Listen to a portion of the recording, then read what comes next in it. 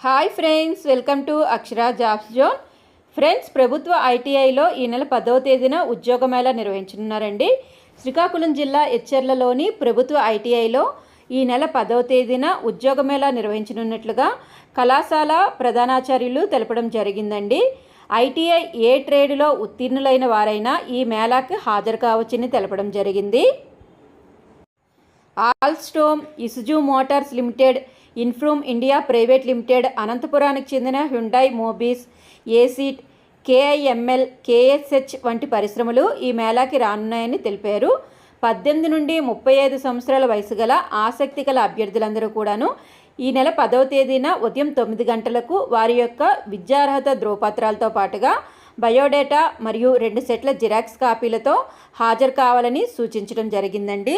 ఇలాంటి latest updates మరిన్ని తెలుసుకునేందుకు గాను మా ఛానల్ని తప్పకుండా ఫాలో చేయండి ఫ్రెండ్స్.